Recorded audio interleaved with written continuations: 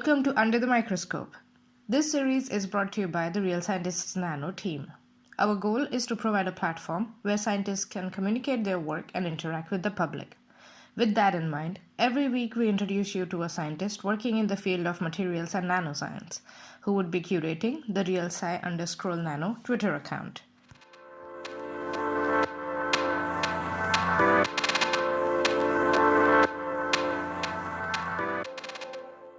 Hi everyone, today we have with us Halan Mohamed, who is a PhD candidate at the University College London in the UK. So hi Halan, how are you doing? Hi, I'm good. How are you? Good, excited to learn more about you and your research. So let's start by understanding your scientific journey so far. So how did you end up in your current research field? So I studied chemical engineering as an undergraduate. I guess why I studied chemical engineering is maybe a little bit more of a philosophical question. I kind of decided to do chemical engineering because I wanted to improve the world that we live in, and doing it through engineering seemed like a good route because all aspects of our lives are touched by engineering in some way. So if you can make things more efficient or more environmentally friendly at a not a small scale, but a larger scale, it kind of filters into society. So that's why I did chemical engineering. So I did this as my undergraduate, and in my final year, we were able to join a research project. I happened to join the group that I'm currently part of, to start what was actually the groundwork of what I'm doing now as my PhD topic. So it's safe to say that I enjoyed it enough to want to continue. So when the opportunity for funding came around, I decided to delve deeper into the research I was doing to see, how things would pan out, basically. Okay, all right. It's so cool that it was more the ethical or the morality was one of the driving factors for you to go for chemical engineering, like. Yeah, people usually think, chemical engineering, so you're going to go into oil and gas and ruin the environment. It's more to improve the environment. Hello. Yeah. It's so cool to have that clarity before starting your undergrad. That is very admirable, I must say. I didn't have that clarity when I started my undergrad in metallurgical and material science. I just thought that this is super cool and I want to do it. That's a good reason too. This is just more of a big picture, and then I decided to do this because it is cool. Okay, super. Now that you're doing, you did speak a little bit about your current research. It's more about like membranes and bio-inspired membranes to do the water filtering or puration of water. So where do you think, or where do you see your current research fit in this big picture of materials or nanoscience? How does it fit in this big puzzle? So, what I work on mostly is modifying polymers on more of like a nanoscale to improve the performance of the membranes in like infiltration to kind of increase their lifetime. But I guess the bio-inspired part kind of helps me fit into different scales. So I mostly work on nano kind of micro scale, but I also think of things on a larger scale. So I'm because I'm still an engineer, I'm always kind of thinking of, if I do it this way, will it work if I want to scale this up, if this is successful? And I don't know if I will, but will this make sense? Does this method make sense to scale up? Would it work on a larger scale? So I kind of work more on the nano and micro scale in terms of just the material performance, but I'm also kind of I kind of look towards the larger scales as well too. Okay, so when you're working on developing a technique or improving a technique, you are always thinking in mind, okay, can this be stretched to the production level? Is this possible to do it on an industrial level? Because at the end of the day, that is where you want to see your research headed. Okay, all right. Oh, that's really cool. That sounds super interesting. Absolutely. So it does sound to me that you are involved with quite a lot of interesting research projects or experiments, so to say. If you have to pick one that you're most proud of, or the most fun or quirky one, I know it's difficult because all your experiments must be super close to your heart. But if you have to pick one that you're most proud of, could you do that and explain it to us in simple words in the section we call "In Other Words"? Yeah, so it does feel like I'm picking a favorite out of my children, but if I had to, I would say I'm most proud of my work on polymer brushes as a method to avoid absorption. Uh-huh. So polymer brushes are basically what they sound like, and they are polymer chains that are attached to a surface on one end. So if you want to visualize it, just think of like your hairbrush or your comb. It's just a brush, basically. And the way they work to reduce absorption of unwanted compounds is, well, it depends mostly on the polymer properties themselves, but it works mostly on the fact that they take up space in the system, and how they bind water molecules as a kind of shield from absorption of sort of compounds that want to attach themselves to the chain, basically. That Mm-hmm. makes sense. I hope that was simple enough. It's always hard to break down the jargon, but I hope that made sense. Yeah, and I think it did help understand it a little bit, especially the comparison with the comb. Uh, Yeah. Yeah, so I can see why you picked this as the experiment or research project that you're most proud of, or most fun one. Let's call it most fun one. Let's not. I'm sure you're proud of all of your experiments. What were the dimensions? What dimensions are we looking at when we are talking about a polymer brush? So it depends. So you can grow a brush up to within like it's mostly, I guess, in the nanometer scale. So it depends on your reaction conditions and such and what you actually want to achieve. But you could grow a brush that was, say, 15 nanometers thick or even like 100 or more. But it really depends. Like, I think mine are like around 50 nanometers. So they're not particularly long, but I Uh-huh. have seen papers where people have reported quite thick brushes. Wow, and so this is basically an array of nano pillars, if we can call them so, just standing up on the surface. Is that Yeah, how it looks like, or? nano pillars in my mind, I think of something slightly thicker, more kind of like hairs, I guess, is probably a better comparison rather than pillars. Pillars, it sounds more like more substantial, thicker, it's more like Right. a hairy structure. Uh-huh. Okay. So do they get tangled then? They can do. So that's kind of delving more into the physics that I try to avoid, if I'm being honest. But Okay.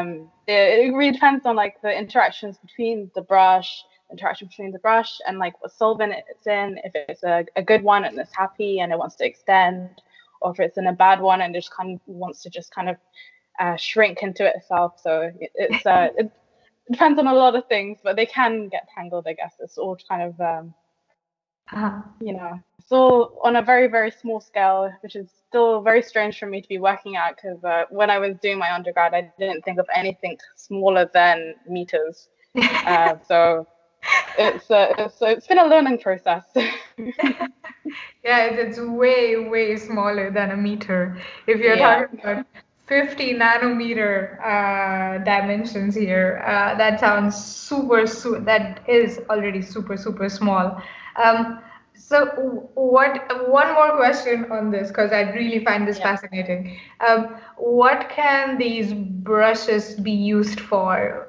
Of course, not combing our hair because our hair are thicker than that. But what are the applications of these brushes? These super cool looking, I'm assuming, tiny tiny combs. So I've seen them being used in like some very, very different fields. So even yesterday, I think I saw a paper where they'd been used in catalysis. So they used a polymer brush to then have like nucleation of the catalyst they were trying to use for. I'll admit I don't remember which reaction it was. I was just more like fascinated. I was like, wow, I didn't even think of using a brush to have like to grow like a nucleation sites for other things. But I've also seen them in like biosensors, so to have like you can functionalize the ends to have like a specific receptor to something that you want to see. And I don't know, like I guess you could probably use it in glucose sensing. Don't quote me on this because I'm not sure. This is not my field. But if it was something that you can have like a more specific receptor on the end, it can help you sense that and hopefully also reduce the likelihood of a false signal where you would have something else that's not really specific to what you want to see attaching to it. What else have I seen? I've seen it in as a way to kind of stabilize colloids. I think I've also seen it. I get it within my field. I've seen people use it for to kill bacteria. But yeah, I've seen many things. So I use it for one specific reason, but people use it for various reasons. And to be honest, it always whenever I see a new paper, I'm like, wow, I didn't even think of that. I didn't know that you could use it for that, but it's great. That's what science is. Yeah, it sounds like a complete hidden world, or at least hidden from me, about these nano brushes. Like there is an entire task force or community of scientists focusing on creating these nano brushes and then finding different applications of these nano. This sounds so cool. I must say, this sounds super duper cool. Thank you for telling me about it and telling all the listeners about it as well. So I hope that your research experience so far has been amazing and will continue to be amazing in the future as well. However, if you have 3 wishes to improve your research experience, what would you ask for? And I'm not promising anything here. It's a shame. I had my wish list ready for you. Damn it. I think what I would really like is, well, right now I'm actually waiting for a delivery to continue my experiment. So instantaneous deliveries would be great if you just like, like in Star Trek where you can beam things. I would love something like that. Oh, I need this reagent.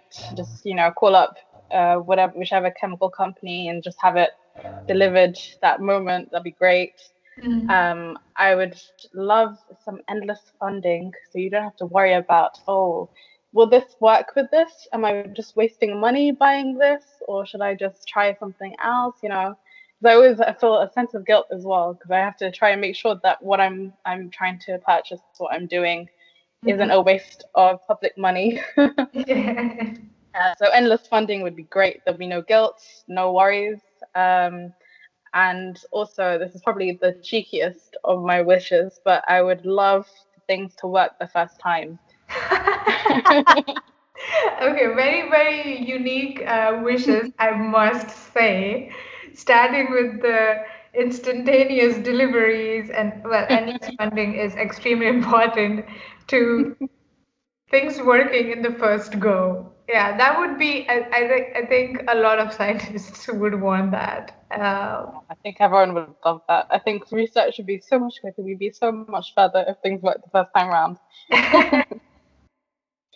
Yeah, that is true. That is true. All 3 very, very important wishes. And I wish I could just snap my fingers and be like, yes, it's gonna. Tomorrow when you wake up, all these 3 wishes do come true. And this is the world that you're gonna live in. Be a beautiful world. Yeah, that would be amazing. I wish I had that ability.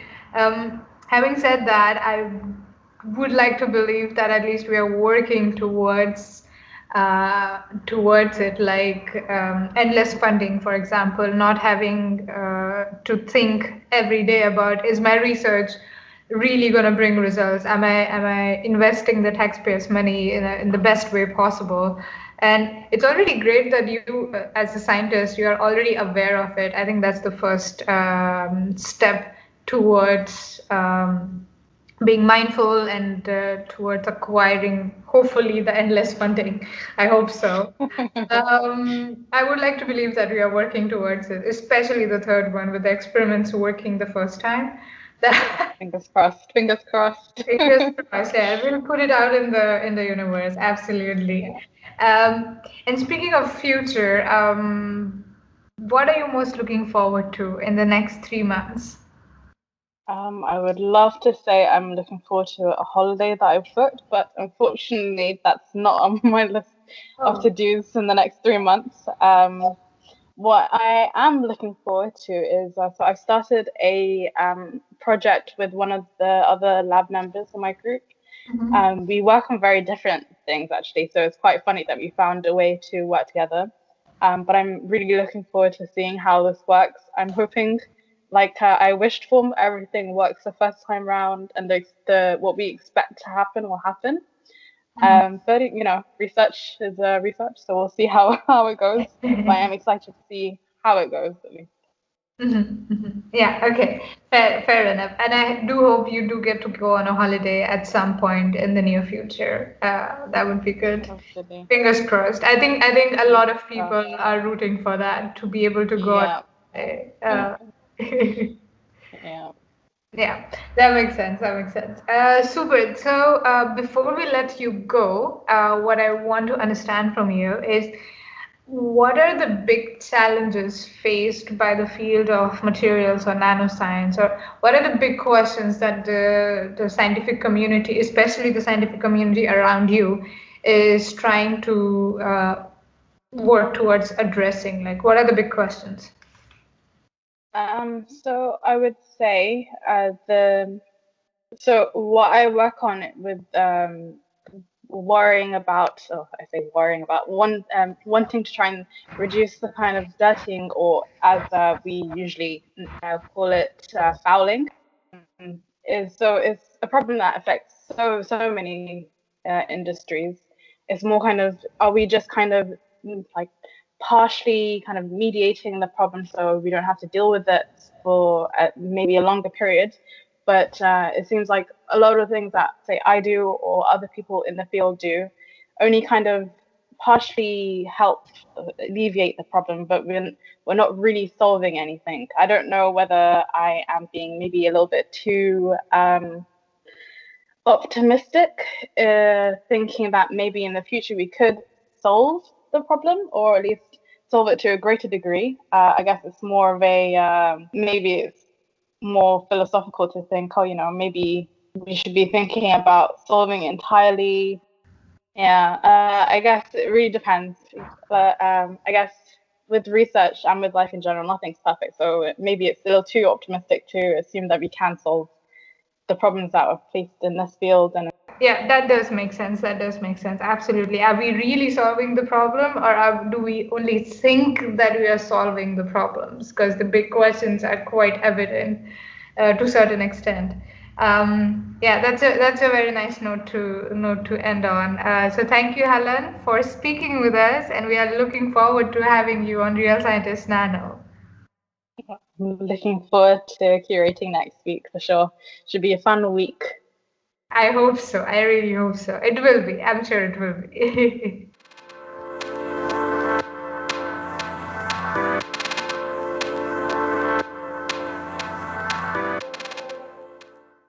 Thank you for listening. To know more about us, please visit our website realscientistsnano.org and follow us on Twitter at realsci_nano.